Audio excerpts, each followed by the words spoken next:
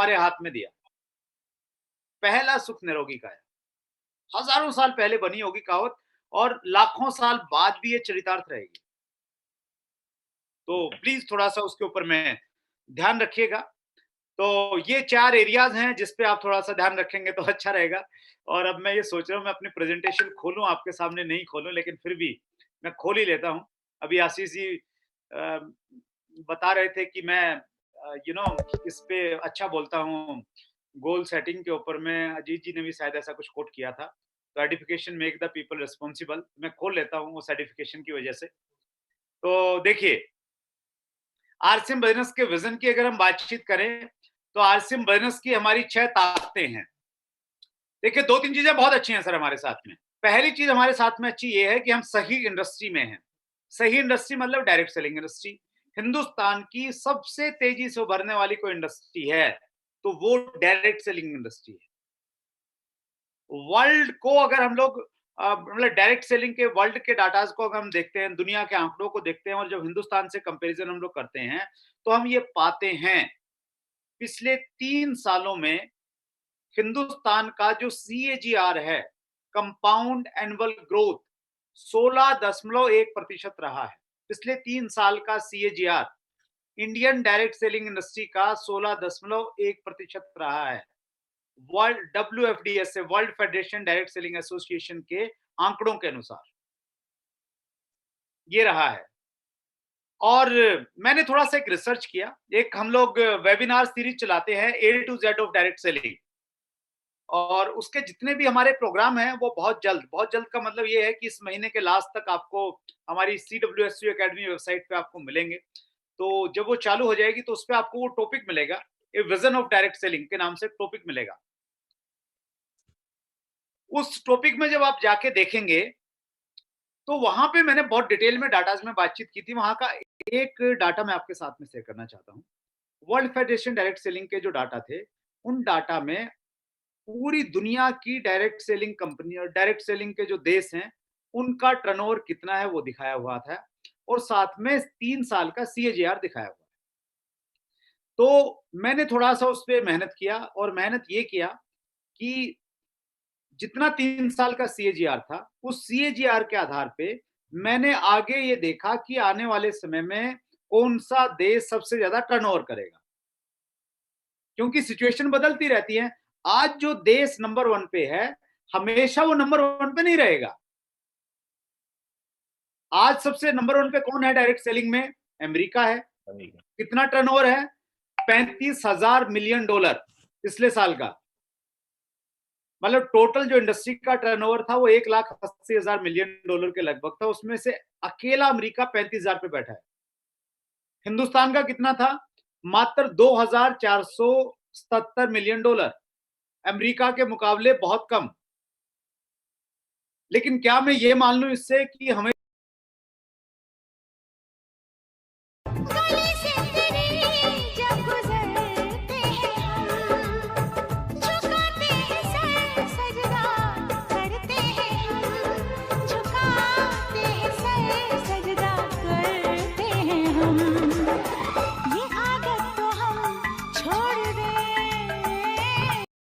$0.3 मतलब बहुत कम, नगण्य जैसा।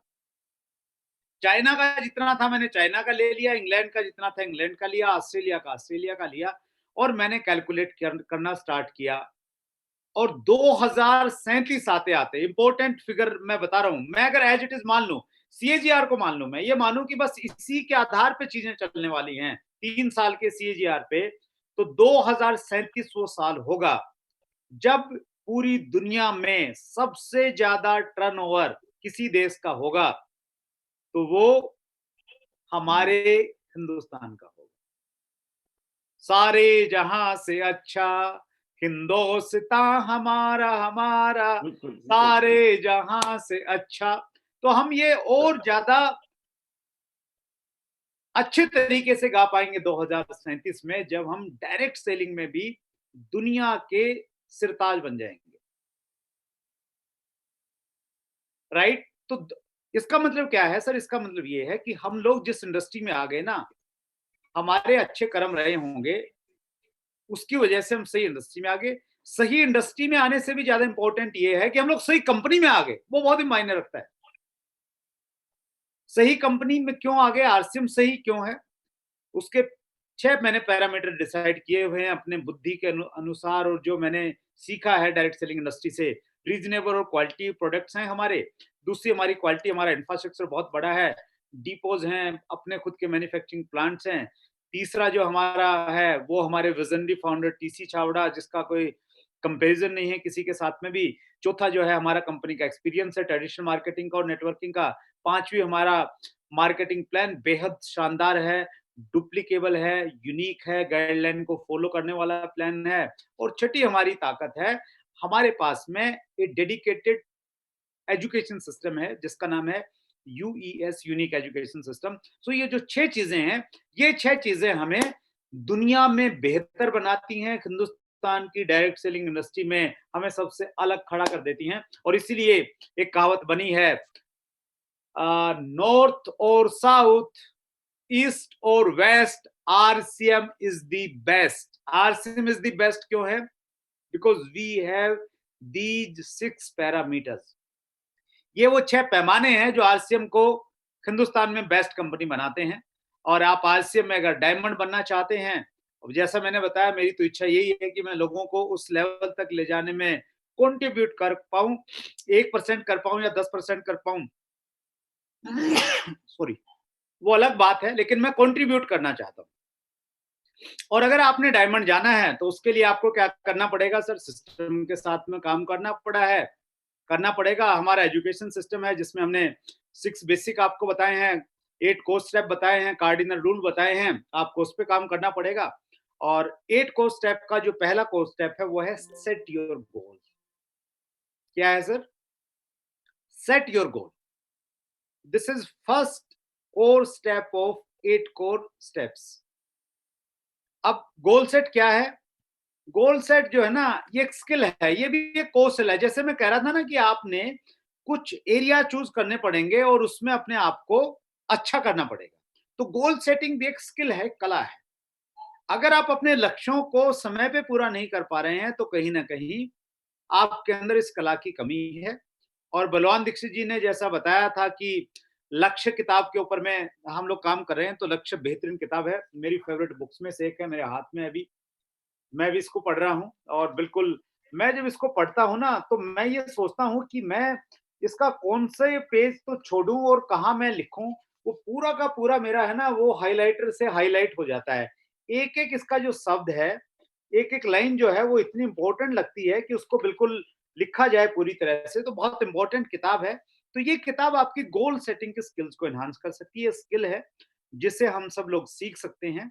और ये एक ऐसा तरीका है जिसमें हम जिंदगी में हमें क्या चाहिए वो क्लियरिटी से हम लोग प्राप्त कर सकते हैं, राइट?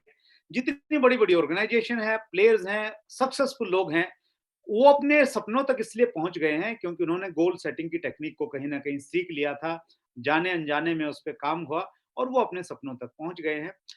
गोल इसलिए जरूरी है हमें जिंदगी में। मैंने बताया ना कि आप आपने गोल लिखे, बिजनेस गोल्स की बात की मैंने कि 5 महीने के गोल आप लिखिए। क्यों लिखिए? You will feel energetic. जब आप गोल लिखेंगे ना, आपके अंदर एनर्जी महसूस होगी, आपको ये लगेगा कि यस, आपके अंदर में ऊर्जा आ गई है, बैठे बैठे आपके अंदर में ऊर्जा आ गई है। तो इसलिए जरूरी है कि गोल आपके पास में होने चाहिए। दूसरा, the process of achieving goals, इसमें मेरा बहुत विश्वास है इस लाइन में। This is the ultimate line. The process of achieving goals will give you the confidence.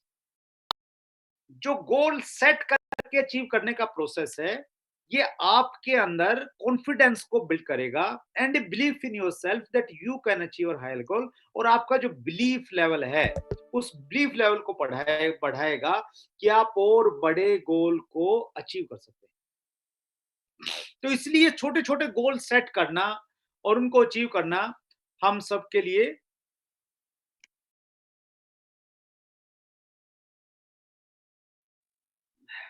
तो गोल सेट करना और उसको अचीव करना हम सबके लिए बहुत इंपॉर्टेंट है। इसलिए सेट कीजिए छोटे छोटे गोल्स। ऐसे मत बनाइए कि जो अचीव ही नहीं हो रहे। हर महीने आपको निराशा हो रही कि यार इस महीने भी पूरा नहीं हुआ। सेट तो हर महीने कर रहे हैं, अपलाइन के सामने प्रॉमिस भी कर रहे हैं, ये प्रक्रिया तभी काम करेगी जब आप उनको सेट कर रहे हो और उनको अचीव कर रहे हैं। मैं 1-2 चीज़ें आपसे मैं क्या-क्या बताऊँ और क्या-क्या छोड़ूँ, मैं तो वही सोच रहा हूँ, बार-बार मेरे पास मेरा ध्यान घड़ी पे भी जा रहा है। मैं जो कुछ भी हूँ ना सर आज आपके सामने हूँ, तो मैं गोल सेट कर कर के यहाँ पे पहुँचा हूँ। दीक्षित साहब को मैं एक चीज़ स्पेशली कोट करके बताना चाहता हूँ क्योंकि दीक्षित साहब ने मेरे बिज़नेस को और मेरी सारी चीज़ों को बहुत नज़दीक से देखा है। मैं पहले तो मैंने ये टारगेट बनाया जब मैं पहली बार बहुत संक्षेप में बताता हूँ, चलो बहुत इंटरेस्टिंग है, बाकी चीज़ें छोड़ दूँगा, ये बताता हूँ। मैं भीलवाड़ा गया 2002 में और उस समय पहली बार मैंने एक बड़ा मंच देखा हास्य बिज़नेस का, जिसमें हज़ारों लोग थे, लगभग 5000 लोग, मिलन वाटिका ओपन प्रोग्राम ग्राउंड में प्रोग्राम था। और उस समय जब मुझे स्टेज पे बुलाया गया, तो मेरा जो लेवल था, वो बहुत छोटा लेवल था।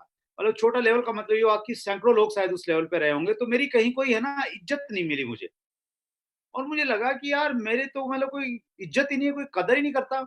और जींद में मैं बड़ा लीडर था, शहर का सबसे मतलब अच्छा डिस्ट्रीब्यूटर, और भीलवाड़ा में तो कोई इज़्ज़त ही नहीं कर रहा मेरी। तो वहाँ मैंने एक टारगेट लिया था कि मैं हिंदुस्तान के जो टॉप 20 लोग हैं ना, उनमें मैंने अपना नाम दर्ज करवाना है। उस समय 20 का नहीं था, उस समय तो सिर्फ इतना था कि आगे जब भी कोई प्रोग्राम होगा मैंने फर्स्ट रो में आना है। और फिर मैंने ये टारगेट लिया कि मैंने टॉप 20 में आना है।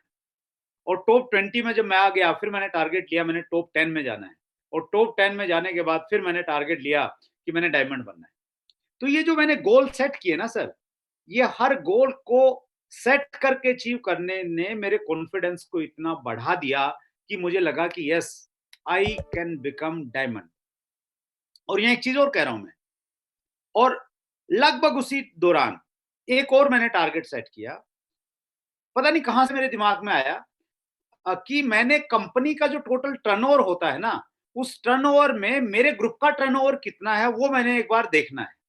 तो मैंने पता करवाया, पता करवाने के बाद में मुझे मालूम चला कि कंपनी के टर्नओवर का 5% जो टर्नओवर है वो मेरे ग्रुप का टर्नओवर है।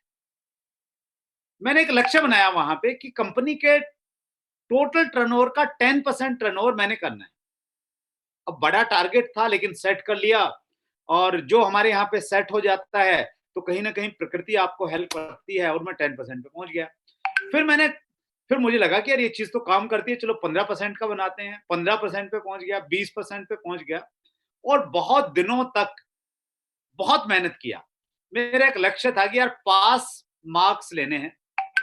33% में पास होते थे, तो 33% तक पहुंचना है। मतलब कंपनी का जो टोटल टर्नओवर है उसका 33% मैंने लेना है। बड़ा मुश्किल टारगेट था, बहुत टफ था। क्योंकि छोटे बिजनेस में तो आप अचीव कर लेते हैं, जब बिजनेस बढ़ता है तो फिर एक एक परसेंट भी बढ़ाना बहुत मुश्किल हो जाता है। और फिर एक दिन आया जब मेरा जो टर्नओवर था, टोटल टर्नओवर का 33% मेरे ग्रुप से आने लग गया। और फिर मुझे लगा कि ये क्या चीज बात काम कर रही है तो फिर और बढ़ा लेते हैं। और फिर मैंने अगला है। टारगेट बनाया कि मैंने 50%, मतलब फिर आगे से आगे फिगर आती चली गई। तो एक वो होते हैं ना, जैसे हम लोग कंपनी रजिस्टर्ड करते हैं तो उसमें 51 और 51 और 49 का एक अच्छा। रेशियो होता है कि भाई हाँ। 51 अगर होल्डिंग किसी की है तो कंपनी उसकी। तो ये मेरे दिमाग में आया, हालांकि ये चीज हमारे यहाँ लागू होती नहीं कुछ ऐसा आरसीएम में, लेकिन मुझे ऐसा लगा कि यार 51 से ज्यादा लेके जाना है। तो फिर वो दिन आया, कंपनी से 50% से ज्यादा बिजनेस टर्नओवर मेरे ग्रुप में होने लग गया। और अब भी शायद हर महीने वैसा ही होता है, लेकिन हर महीने मैं उसको चेक नहीं करता। लेकिन पर्टिकुलर कुछ जो महीने होते हैं, जैसे सितंबर का महीना हुआ, मार्च का महीना हुआ, तो उस महीने में बिल्कुल उसको चेक करता हूँ। और तो मैं पाता हूँ मैं 50%, मतलब 51% वाली जो भागीदारी है तो वो मेरी पूरी है। तो उस दिशा में मैंने काम किया। तो मैं यहाँ पे ये कहना चाह रहा हूँ, ये जो पॉइंट है ना ये बहुत इंपॉर्टेंट है। इसी पॉइंट को फॉलो करते करते मैं 51% पे पहुंचा। गोल सेट कीजिए और सेट करने के बाद में उसको अचीव कीजिए, बहुत इंपॉर्टेंट है। ये छोटे-छोटे गोल्स हैं, हमारे यहाँ पे वाइटल लेवल्स हैं। आदत डालिए आपकी टीम में, लोग इस प्रकार से छोटे-छोटे टारगेट सेट करें और उसके बाद में उन पे काम करें। और बिज़नेस गोल अचीव करने के लिए क्या करना पड़ेगा, फ़ास्ट आपको बता देता हूँ। बिल्कुल एकदम शताब्दी एक्सप्रेस की तरह, शताब्दी से ज़्यादा शायद राजधानी चलती है, राजधानी की तरह बताता हूँ आपको। नहीं, बुलेट ट्रेन आने वाली है, मोदी जी लेके आ रहे हैं, चलो बुलेट ट्रेन की तरह बताता हूँ। पहला point, write down 3 to 5 reason why you want to achieve this goal. 3 से 5 कारण लिखिए कि आप जो भी गोल आपने लिखे हैं ना, ये जनवरी में ये लेना, मार्च में लेना, सितंबर में ये लेना, दिसंबर 2021 में क्यों लेने भाई? किस लिए? क्या जरूरत पड़ गई? इनके बिना काम नहीं चलेगा क्या? क्यों लेने हैं? कारण लिखिए। कारण अगर इमोशनल होंगे ना, इमोशन उसमें अटैच हो जाएगा आपके कारण में। ढूंढिए वो इमोशनल चीजें जो आपको दौड़ा सकती हैं। वो कारण लिखिए, वो कारण आपको वहां तक लेके जाएंगे।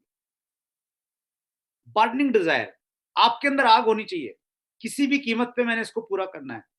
दिन रात एक कर दूंगा, जान की बाजी लगा दूंगा, कुछ भी करना पड़े करूंगा, लेकिन जो मैंने कमिट कर लिया, जो मैंने लिख लिया अपनी डायरी में, उसको पूरा करूंगा। उस लेवल का कमिटमेंट आपका होना चाहिए टारगेट को लेके। फिर दुनिया आपके लिए रास्ता छोड़ देगी।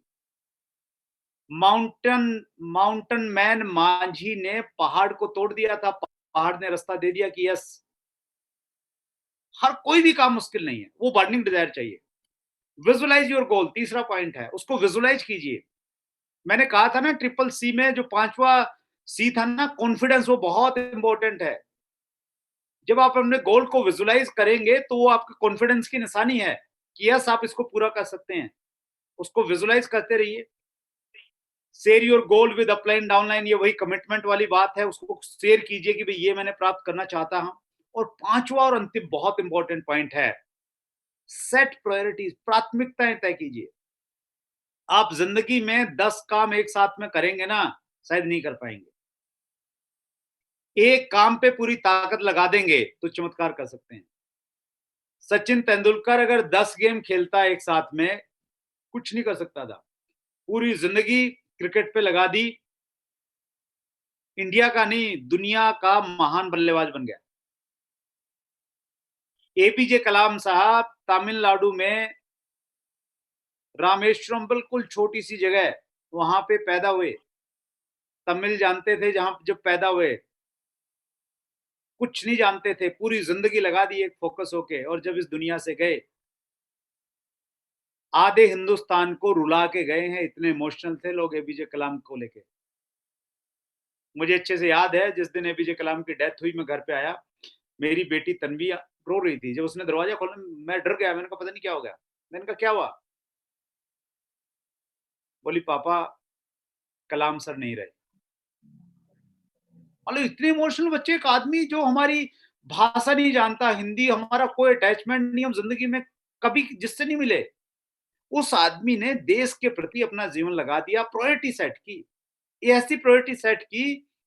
एपीजे कलाम अपनी बायोग्राफी में कहते हैं कि घर वाले शादी करना चाहते थे, और मेरा भी इरादा ऐसा नहीं था कि मैंने शादी नहीं करनी, लेकिन मैं अपने काम में इतना डूब गया कि मैं शादी करना ही भूल गया।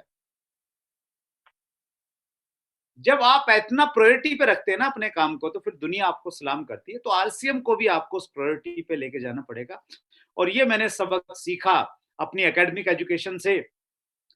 मैं एमए जब मैंने किया, मैंने डेढ़ सीट के टाइम पे किताबें खरीदी थी, और डेढ़ सीट के बाद, मतलब 1 महीने की पढ़ाई करने के बाद में, मैंने दिल्ली यूनिवर्सिटी के शिवाजी कॉलेज को टॉप किया था। सिर्फ एक ही वजह थी टॉप प्रायोरिटी। उस 1 महीना मैंने कुछ नहीं देखा, कुछ नहीं सुना, पूरी दुनिया से कट गया था। कमरे में अपने आप को कैद कर लिया था, किताबें थी और मैं था। और एक मैंने सबक मिल गया जिंदगी में बहुत बड़ा, जब आप फोकस रहते हैं किसी चीज को, तो इस प्रकार की आपको प्राप्ति हो सकती है।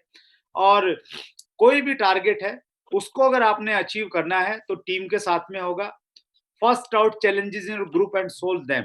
बगैर टीम के बड़ा काम नहीं होगा। इसको आप बिल्कुल अच्छे से नोट कर लीजिए। उसको क्या बोलते हैं, उसको अंडरलाइन करके कर लीजिए। ये टीम वर्क का बिजनेस है पूरा का पूरा।